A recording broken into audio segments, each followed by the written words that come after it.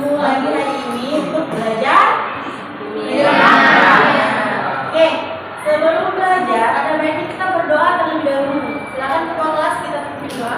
Sebelum belajar, mari kita berdoa supaya Allah menjadi kita masing-masing berdoa. Oke, terima kasih ketua kelas. Sekarang silakan semua lihat di bawah kolom sambil di kiri kanannya. Apakah ada sampah? Sudah bersih? Tidak. Jika masih ada, silakan dibuang dulu di luar untuk sampah. Sekarang, Ibu periksa kehadirannya. Ada yang tidak hadir hari ini? Ada semua. Jadi ikut centang langsung ya semuanya. Ya, Bu. Oke, sudah hadir semua. Sekarang kita tanya, kalian sudah siap belajar hari ini? Siap. Nah, harus siap dulu baru kita lanjut. Nah, Ibu bawa apa? Korek api yang kayu, ya kan? Nah, ketika kamu ada yang pernah menyalakan korek api? Ada. Kita menyalakan korek api ini, ya kan? Korek api ini, kepala korek harus bersentuhan dengan wadah korek, ya kan? Seperti itu kan? Coba Ibu perhatikan, kalau Ibu seperti ini, nyala nggak? Kenapa bisa tidak nyala? Gesekannya kurang keras, Bu. Tumpukannya kurang kena, Bu. Coba bagaimana caranya biar menyala? Bisa nggak kamu praktekkan? Oke, hukum, silakan. Gimana sih biar nyala? Ada sana, biar dilihat temannya. Nyala nggak? Oke.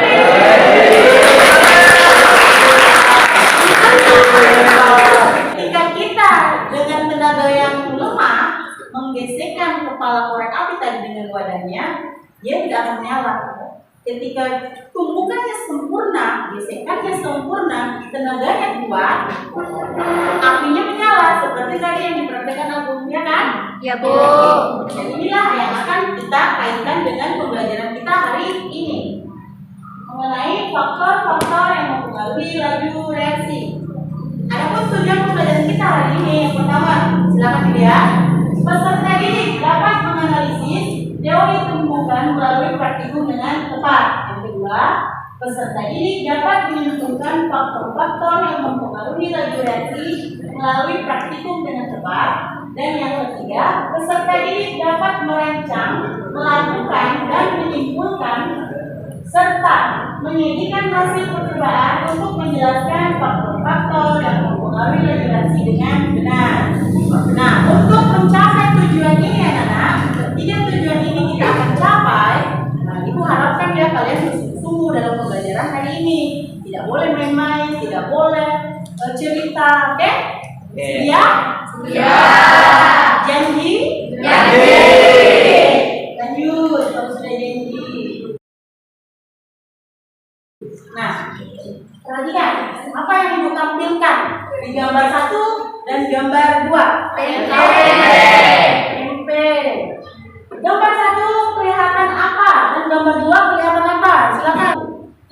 Ya. Yang gambar pertama tempenya bagus dan sudah jadi. Kalau gambar kedua tempenya busuk. Oke, tempenya bisa kelihatan dari warnanya ya. Dia sudah hitam-hitam. Gambar satunya masih mulus, masih yang sering kita makan. Biasa nggak kamu gambar 2? Biasa nggak kamu makan? Tidak. Karena mamaku kalau sudah begini diapain? Buang ya, nggak boleh dimakan karena sudah busuk. Kuman-kumannya banyak di sana. Dari dua gambar ini yang berbeda muncul pertanyaan. Pertama, Ibu mau tanya, mengapa ada tempe yang cepat busuk dan ada juga yang lambat busuknya? Ada yang tahu? Oke, silakan. Sesuai dengan tempatnya juga biasa. Kalau ditaruh di kulkas, tempenya itu awet. Kalau gambar kedua itu tempenya Itu berarti mamamu biasa taruhnya di mana? Kulkas. Jadi tergantung suhunya ya. Yang kedua, mengapa itu kalau orang buat tempe Ditambahkan ragi dulu. Mengapa? Kalian tahu? Oke, silakan yang di depan. Supaya kedelainya bisa jadi tempe. Supaya kedelainya bisa jadi tempe. Pertanyaan ketiga, bagaimana hasilnya bila dalam pembuatan tempe ini ada perlakuan yang diberikan perlakuan berbeda? Seperti kalau suhunya beda, hasilnya seperti apa? Beda. Kalau bentuk kedelainya berbeda, hasilnya bagaimana? Berbeda. Kalau semua dibedakan, pasti hasilnya juga berbeda. Ayo yang ketiga, yang keempat. Bagaimana hubungan proses pembuatan tempe dengan kecepatan suatu reaksi? Kalian tahu? Oke. Semakin cepat proses pembuatan tempenya akan semakin cepat juga reaksi. Oke, semakin lanjut. Nah, di sini ibu sudah bagi kalian nih, jadi 5 kelompok. Silakan dilihat masing-masing namanya. Duduk bersama kelompoknya. Silakan. Kelompok 1 di sini. Oke, kelompok 1 di sini. Kelompok 2 di sini. Masing-masing kelompok. Kedua kelompoknya silakan maju ke depan.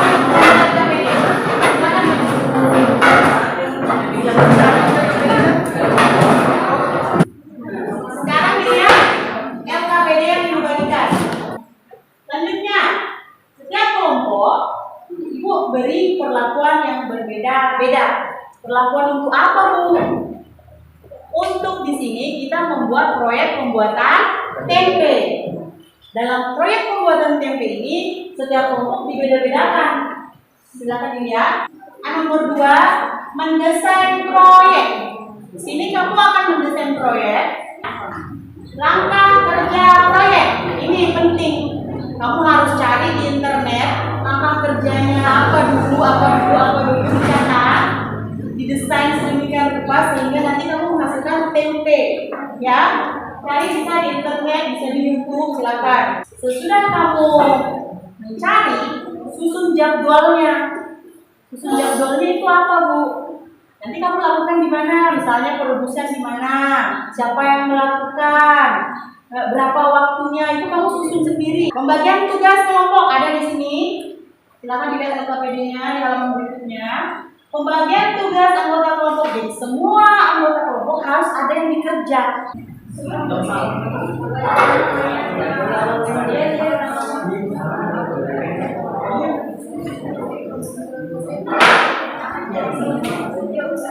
semua?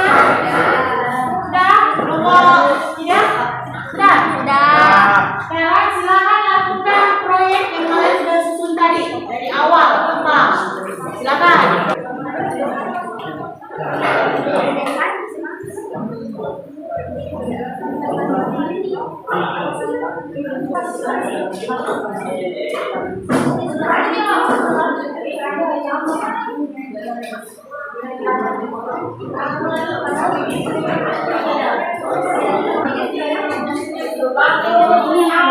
Kalian sudah mengerjakan proyek kan? Sudah. Sekarang masuk ke tahap menguji hasil.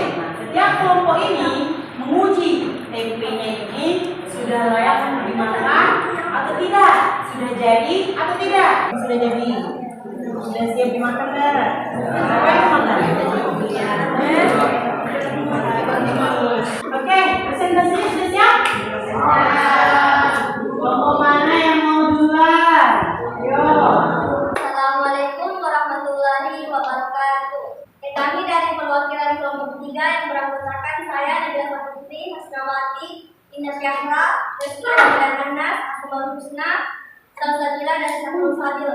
Kami akan mempresentasikan proyek pembuatan tempe dengan jumlah ragi yang berbeda. Pembuatannya yaitu yang pertama, kacang kedelai yang telah dibersihkan dari kulitnya direbus selama 10 menit. Kemudian ditiriskan, lalu pindahkan ke mangkuk agar lebih memudahkan proses pengarukan. Terima kasih.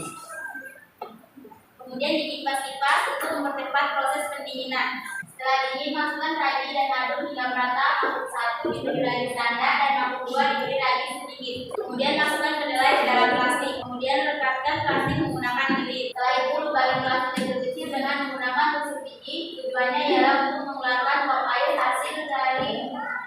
elaborasi bakteri dalam tempe. Biarkan tempe sekitar 1 sampai 2 malam hingga terjadinya tempe. Keadaan tempe setelah 15 jam belum ada perubahan dari kedua kedelai tersebut.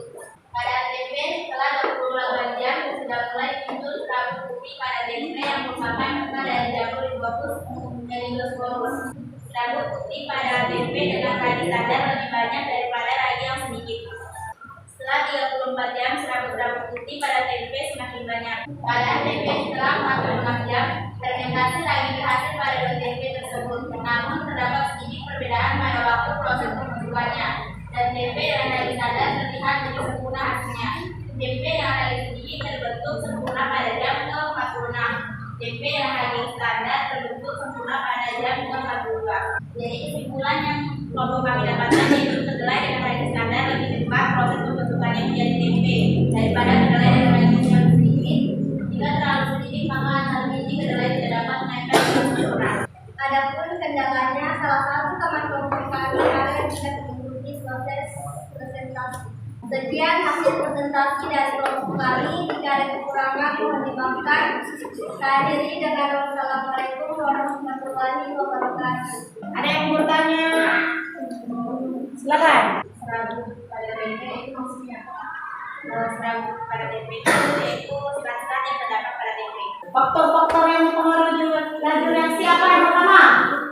Luas. Oke. Bagaimana tadi kalau luas rupanya gimana? Kalau dia Oke, lebih luas permukaannya lebih banyak, maka laju reaksi cepat terjadi. Kalau dia masih kupu, jadi luas permukaannya dia sedikit, jadi laju reaksinya akan lebih lambat. Apa sih yang kamu dapat di pelajaran ini bisa disimpulkan?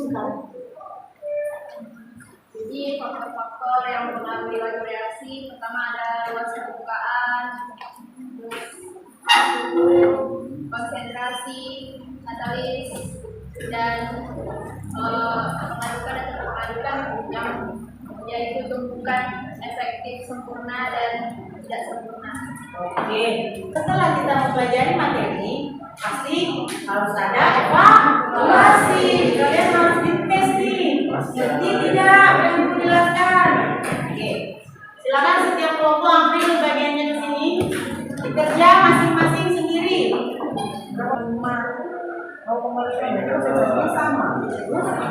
Karena kita sudah menjalani proses pembelajaran dari awal sampai hari ini, dari pembuatan proyek, pengerjaan proyek, pembuatan video sampai presentasi.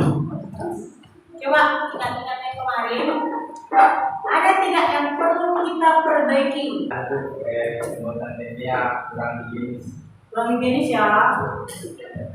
Kayak kurang pakai selop tangan, kayak gitu ya. Ya Bu. Sekarang kita akhiri pertemuan kita. Sebelum diakhiri, baiknya kita berdoa dulu ya. Ya Bu. Oke, silakan protes. Sebelum mengakhiri pelajaran hari ini, mari kita berdoa